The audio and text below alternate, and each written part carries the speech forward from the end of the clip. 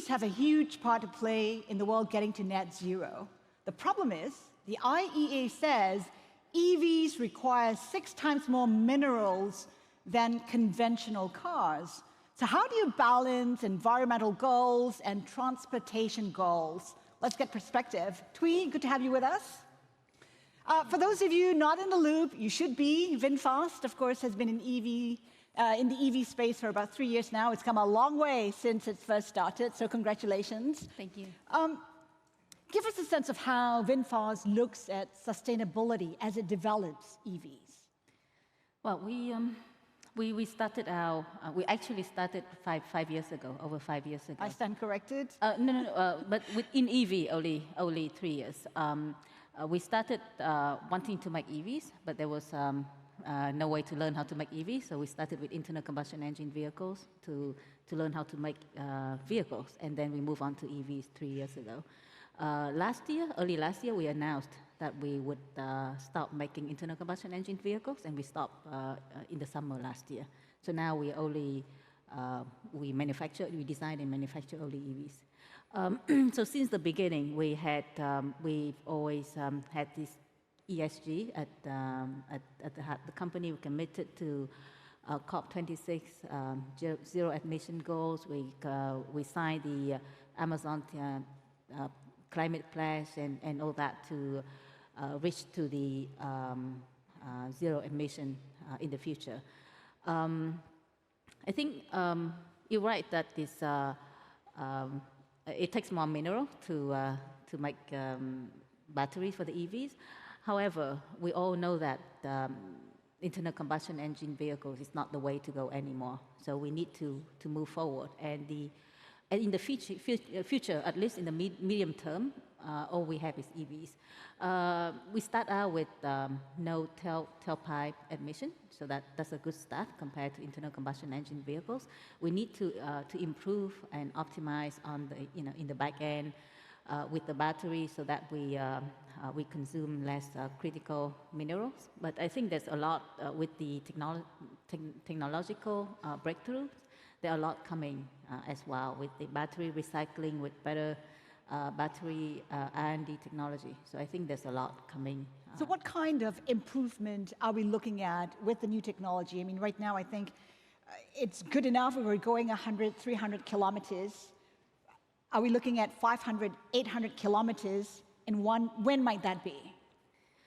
Definitely. I think the vehicles today can go comfortably at 300, 500 kilometers. I think 800 to 1,000 kilometer range is in very near future, in the next 2-3 years. I mean, depending on the cost, but it's possible. It is about cost, it is about size, it is about a lot of different things. What are key considerations? Where are we in those discussions? I think with battery technology, as the battery technology advances, we improve the energy density, improve the performance of the battery, shorter charging, and just longer range for the car as well. And then we also, there has been a lot of improvement on the charging stations, charging technology for the vehicles as well. There's a lot of talk about how we should be targeting towards a circular economy, means batteries need to be recycled.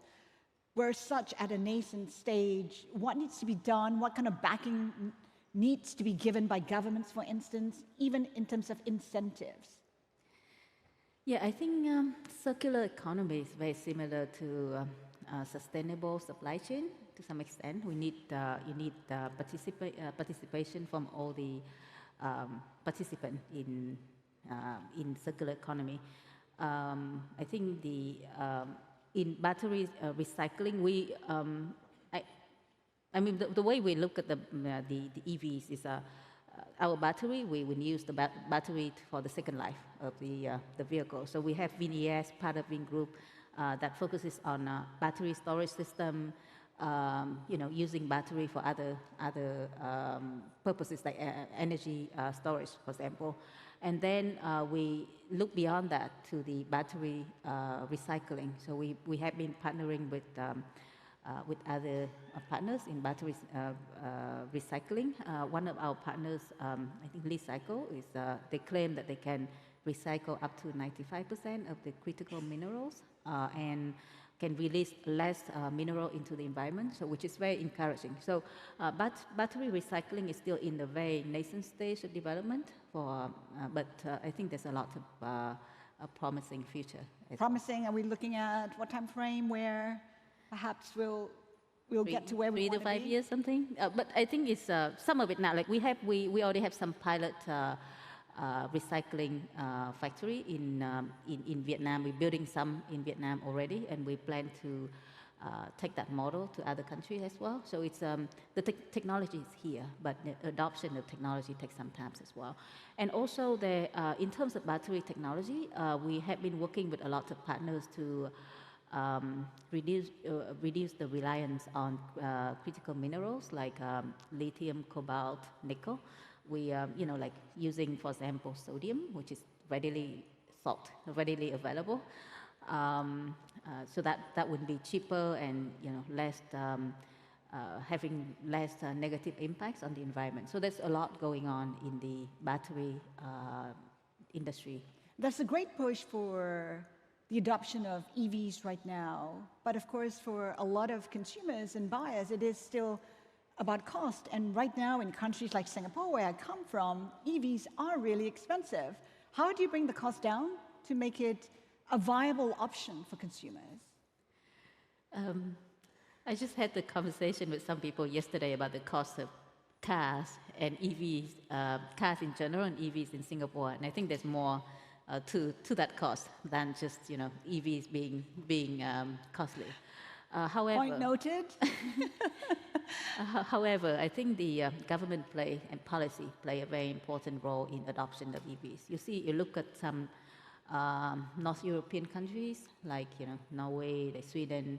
The policy actually play an important role in converting most of the vehicles on the road into EVs. You see that in the US as well with the policy. I think in Vietnam in particular, there's a new policy where that reduce the you call it special consumption tax in Vietnam for EV from 15% down to 3%. 3% versus 40% special consumption tax that you have to pay for a normal car. Give us advantage in pricing our vehicles to be at break even or making a profit, so that we can sustain the business, for example. So that I think policies are very important, and it's also important for us to continue optimizing costs, bringing down the production, the BOM cost, applying more technology to bring the cost down, to make the vehicles more accessible to the mass market, not just to a few people. I want to touch on the ecosystem, because I know that Southeast Asia is trying to build an EV ecosystem. It's not just about Vietnam, which is producing cars. We have Thailand. We have Indonesia, which has the minerals for EVs. And of course, Singapore pushing through the adoption of EVs within the country. How do you see this playing out? I've been saying since end of last year that ASEAN is a great place to have an ecosystem for EVs, and we are VinFast is making a conscious effort in pushing for that in ASEAN. So I had a meeting with all the ASEAN ambassadors in Vietnam last week on the size of the ASEAN summit, and we had a few conversations about it. Each of the players within ASEAN can have their roles in building this ecosystem for EV. Indonesia with the minerals, with battery investment in the battery industry, for example. We as an ASEAN only EV player, for example, with Malaysia, like you mentioned before, semiconductor business. Singapore leading ASEAN in terms of adopting EVs, not only like electric vehicles, but e-bus and other form of green energy for mobility as well. So I think together we can push forward to make ASEAN as to build an ecosystem for EV in ASEAN. So I'm making a trip to Malaysia in a few days, in 10 days or so, to further the conversation. The trip to Indonesia is also in Philippines, also part of the plan for this year. I mean, it takes time and it takes collaboration, not only with government to government, but also private sector need to play a role. But I have strong belief that ASEAN can be a good place to build an ecosystem. But what are the challenges? I mean, this is a country of 10 nations, all at various stages of development. 11 now. Yeah, and different expertise. I mean, what are the challenges facing the companies in trying to build this ecosystem? I think the first challenge for EV adoption is obviously charging networks, right? If you cannot charge the vehicle, everybody have this range anxiety about EVs, even though you can actually, technically, you can plug in your car anywhere, like, plugging in your phone to charge, but obviously everybody is very concerned about having the range anxiety, and charging normally takes a long time, so you need like, fast charging stations to kind of ease off that concern. So I think charging network is important. In Vietnam, we built the charging network ourselves. So on the highway on the main highway, Vietnam is very long. So on the main highway from Hanoi to Ho Chi Minh City, you can ride using our cars because we have charging station everywhere. Within about 50 kilometers radius, there will always be a charging station, a VinFast charging stations. In the city, we have a lot more charging stations. So that makes EV adoption a little bit easier. However, I mean, the capacity of charging station will also need to increase, because recently we launched a green taxi in Vietnam, and then we started and the green taxi started taking up places in charging stations, so now we have to build more as well. But it's very important. And then obviously, having vehicles of different types to meet different budget for the customers. That's why we have a whole lineup of 6 different kinds of vehicles from A segment to E segment, because it's not one fit all, right? Different families, different consumers have different needs, so we need to have vehicle available for customers, and that costs money as well. And above all, I think the government policy to promote EVs, as well as all the market participants to push for EV adoption. Truth be told, it's a tough space to be in, and I think the media has been quite critical of VinFast. In fact, Bloomberg itself ran a story today about how VinFast has recalled some of its cars in the US. What are some of the difficulties that you're facing? First of all, I think we issued recall for 999 cars in the US. I think early last week. It's actually pretty normal in the industry to make recalls. This time we recall. Elon Musk has done it. Yeah, I think if you look at the statistic, right, each of the big OEM have done it 5 or 6 times this year. So this is our first time in the US. And the issue for this time is like the screen of the might go blank for a few seconds, for example. When I talked about it to somebody last week, to the CEO of the SPAC last week, he was just laughing it off and he said his so-and-so EV have that issue all the time, and he's taking it to the and like very established name. He's like taking it to the service center next week, so it's okay. But I think it's not okay for us, because if it's not good, then we need to recall. But it's just a very quick procedure. Update the software either over the air or update the software at the service center, and it would be okay. But it's out of the precaution for the consumer. OEMs should recall the cars if they feel that there might be a safety issue. We have not seen any issues with the vehicle so far, but out of precaution, we did. Is there a sense how many cars have been recalled, just to get a sense of? The recall impacted 208 cars in total. You've rolled out in the US. I think it's your second rollout already. Some critics say that your cars are not quite ready for the American market. How do you respond to that?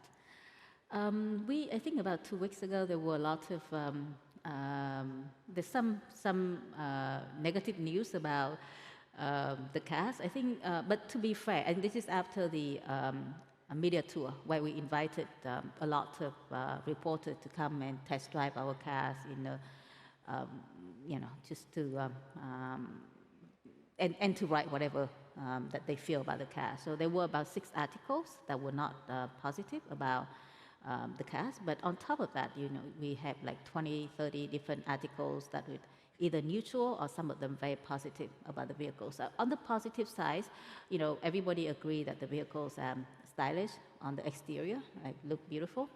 It doesn't hurt to look good.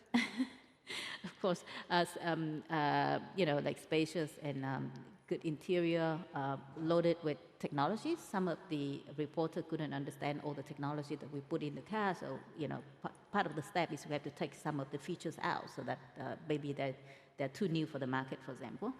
And so just in general, I think the tone is very positive and good. I think we are a new player, and we, of course, there are issues, and we welcome all the constructive comments so that we can improve. But I think we immediately reacted to it. We took all the article, put out, analyzed all the points that people said, and highlighted that there are 8 or 6 different points that we need to work on, and we have a timeline by Monday morning. So that happened on Saturday morning. By Monday morning, we have a list, here's what we need to do, and the timeline for improvement for each. And the plans for your plant in North Carolina, in terms of production, what are you looking at in the next few years? We are in the blackout period for filing for the spec, so we can't share a lot of things, but it's going to come out soon. We got the air permit, which is the most important permit to start the construction. We are still in the process of preparing the foundation for the plant, and we'll start the construction soon. So everything is going according to the plan. Why a spec? Because initially the plan was to go through the general IPO. Why change the plan? So as you recall, November last year, we filed the F1 to do the traditional IPO, and we've been updating the F1 with the SEC, getting the question and providing the answer. So we are ready to go to do an IPO via the traditional But why way. a spec? However, the market for the last 18 months, the capital markets has been very challenging. It's like almost impossible to get a IPO done, especially we new, and we're not known in the market yet. And I think especially for EV sector, it's been even more brutal than the normal market. So we decided, IPO is to raise capital and to be listed in the US, right? So for us, being listed in the US is important. So we just decouple the two goals. First of all, our shareholders, our chairman Phạm Nhật Vượng and Vingroup, agreed to give us another $2.5 billion to continue with our plan until, for the next 24 months. So that gives us the capital needed. And then we, via the de-SPAC process, we can get the company listed and wait for the capital markets to come back. Right. So we achieved both goals, but we just decouple the two goals. If I've got my numbers right, you've invested about $9 billion already? Roughly, yeah. Yes. In terms of investments, future investments, what are you looking at as you scale, as you expand? I think we have another $2.5 billion committed by the existing shareholders to take the company for the next 18 to 24 months. I think the market potential is huge for EV, right? We can't go back to internal combustion engine vehicles. There are not many players that have the full suite of EVs, like for all the market at affordable pricing like we do. So we feel like the future is very bright. It's all come down to having proper financing in order to take it forward. So let's see how it goes. Accelerating growth. Thuy, thank you so much for your time today. Ladies and gentlemen, thank you. Thank you so much.